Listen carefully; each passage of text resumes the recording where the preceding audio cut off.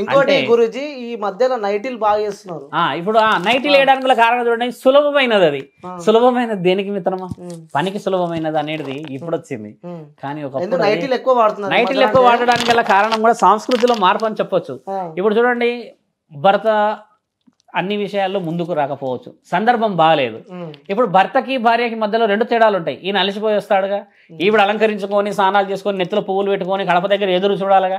ఇలాంటి తరుణం వదిలేసేసి ఇప్పుడు కొందరు మాత్రమే అలా ఉండి మిగతా వాళ్ళు నైటీ మీద ఎందుకుంటున్నారంటే మిత్రమా, వీళ్ళు కూడా వీరి యొక్క కార్యకలాపాల్లో అలసిపోతున్నారు.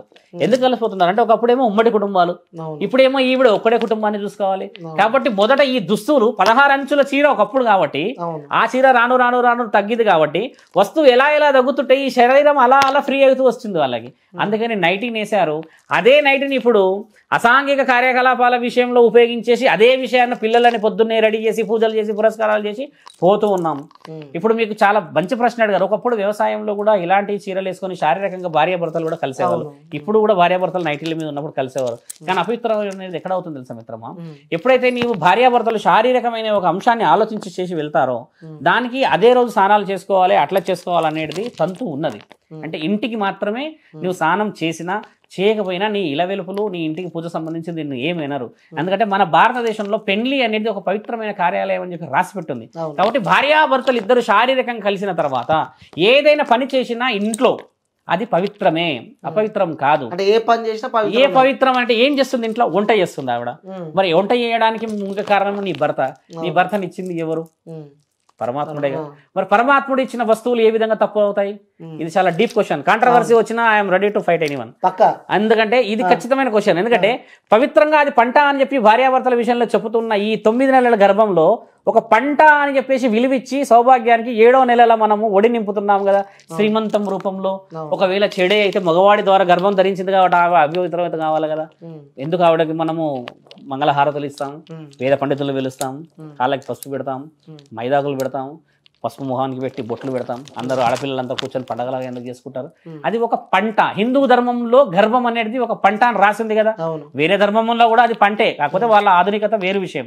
కాబట్టి విలువ ఉంది భార్యాభర్తల విషయంలో. అదే భార్యాభర్తల విషయంలో మీరు అన్నట్టుగానే ఇవి చేసుకొని 10 మంది తిరిగే ప్రపంచంలోకి పోతే మీ వల్ల వాళ్ళంతా అపవిత్రం అవుతారు. ఎందుకంటే నీ ఖచ్చితంగా ఎందుకు కాదు. మరి ఇప్పుడు నీ దగ్గర నువ్వు ఉన్నావంటే నీ శరీరము నీ భర్త శరీరం ఒకటి, ఇద్దరు భార్యాభర్తలు ఒకటి కాబట్టి ఓకే. మీ ఇద్దరు వెళ్ళేసి వేరే వాళ్ళ ఇద్దరు రుద్దుతే మరి మీ ఇద్దరు శాపము వాళ్ళకు పోదా? మరి వాళ్ళు ఏం సంబంధం ఉందని నీ దగ్గరకు వచ్చారు? మరి అది అక్కడ మీ పోలికను పోషించాలి. భార్యాభర్తలు అనేవాళ్ళు కడప లోపల వరకే. కడప బయట భార్యాభర్తలు కనబడడానికి మాత్రమే ఉండాలి. అన్ని అంటుకోవడానికి ముట్టుకోవడానికి ఉండదు మిత్రమా.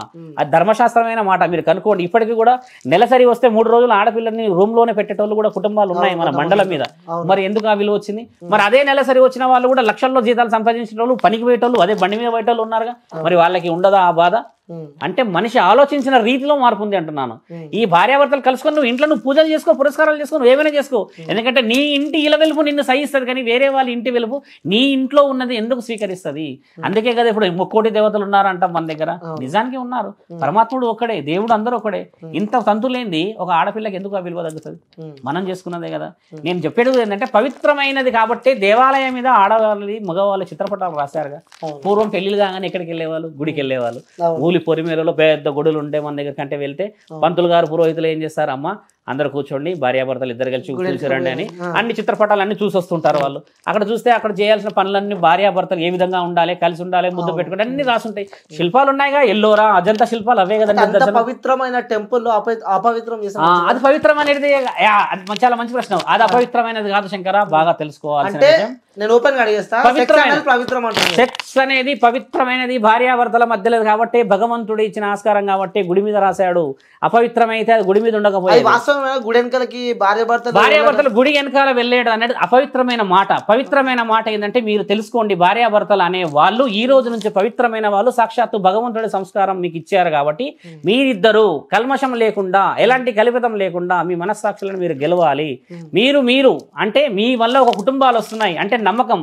దేవుడి ముందు మీరు ఎప్పుడంతా ఎంత నిమ్మలంగా ఎంత పవిత్రంగా ఉన్నారో అదే పవిత్రత అక్కడ రాశారు చూడండి. అంటే చరిత్రకాలంలో రాసింది అనుభవంతో అది చూసి నేర్చుకోమని అంటున్నారు తప్పితే, భార్యాభర్తల పవిత్రత చెప్తున్నారే తప్పితే ఇద్దరి మధ్యలో ఎలాంటి అసాంఘిక కార్యకలాపాలు చెయ్యండి అని, వెనకకి వెళ్ళండి ముందుకు వెళ్ళండి అని ఎక్కడ రాసి లేదు. దానివల్ల ఏమంటారంటే మిత్రమా, చెడు యొక్క ప్రభావం ఎక్కువ చూపించడానికి అన్న మాటలే కానీ అవి నిజమైన మాటలు.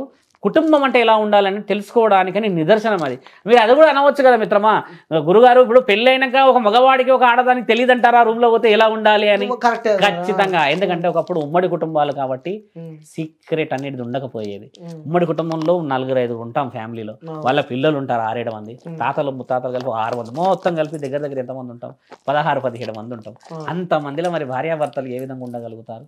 ఇది కూడా ఆలోచించి భార్యాభర్తలు అంటే ఈ విధంగా ఉండాలని ఎంతో మనో ఆలోచనలు చేసి అక్కడ చిత్రీకరించిన చిత్రాలు అవన్నీ.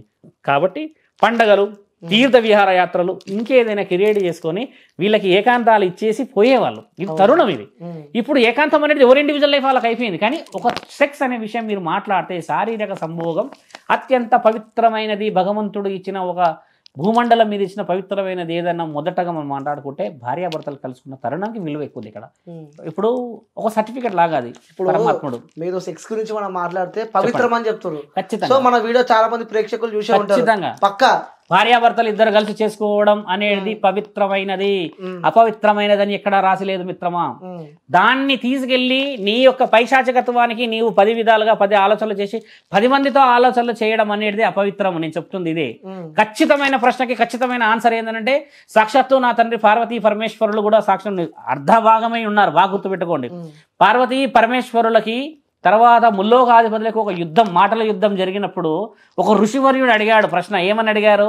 తండ్రి పరమాత్మ ఆడదానికి ఉన్న విలువ ఏంటిది అని చెప్పి నా తండ్రి అడిగినప్పుడు, నా తండ్రిని అడిగితే ఆ ఋషివర్యుడికి నా తండ్రి ఇచ్చిన ఆన్సర్ ఏం తెలుసా మిత్రమా? బ్రహ్మ ఒక ఆడదానికి ఇచ్చిన విలువ నాలుకపై ఇచ్చాడు. అంటే నాలుకపై ఇచ్చిన విలువ ప్రతి నోట ఎక్కడైతే చదువులు ఉంటాయో, ఎక్కడైతే విలువ ఉంటుందో అక్కడ ఒక ఆడదానికి విలువ ఇచ్చినట్టే కదా బ్రహ్మ ఇచ్చాడని అర్థం కదా. ఇంకొక దేవత అంటే మనం మాట్లాడుకునే విష్ణుదేవుడు ఎక్కడిచ్చాడు? గుండెలపై ఇచ్చాడు లక్ష్మీమాతకి. కమలం పువ్వులో వచ్చేసి ఉంటుంది అమ్మకి, అంటే గుండె దగ్గర స్థానం ఇచ్చాడు కదా. గుండె దగ్గరే స్థానం ఎందుకు ఇచ్చాడు అని అంటే ఆడది గుండె అని చెప్పడానికి అని ఇచ్చాడు అని చాలా శాస్త్రాల్లో రాసింది. అంటే ఆడదే గుండె అని ఎలా అంటాం మిత్రమా అన్నం కూడా మీరు అనవచ్చు. ఎందుకంటే పతికి తర్వాత ప్రత్యక్షంగా కనబడుతున్న ఒక పతివతకి రెండిటికి అనుసంధానమే భార్యాభర్తలు.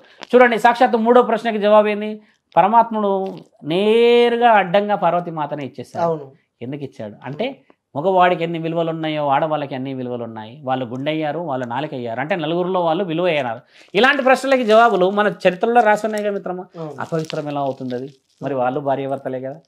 మరి వాళ్ళు అపవిత్రంగా ఉందంటారు. ఎప్పటి నుంచో చరిత్రలు రాసి ఉన్నాయి వీటి గురించి. అవి చదవండి అంటున్నాను నేను. అవి బయటపడేసేసి ఓన్లీ వాల్యూడ్ ఎడ్యుకేషన్ వదిలిపెట్టేసేసి, పురాతనమైన మన విషయాలు వదిలిపెట్టేసేసి ఇప్పుడు అత్యాధునికంగా వచ్చిన ఇవన్నిటి గురించి ఆలోచిస్తే మరి చరిత్ర తెలుసుకోవడం ఎలా మిత్రమా? ఇప్పుడు అప్పుడు ప్రపంచం వేరే అని అనకూడదు.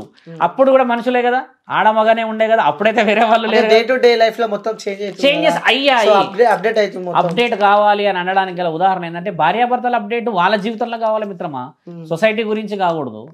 సొసైటీలో నువ్వు డబ్బులు సంపాదించడానికి ఏదైనా చేస్తా అంటే కుదురుతుందా?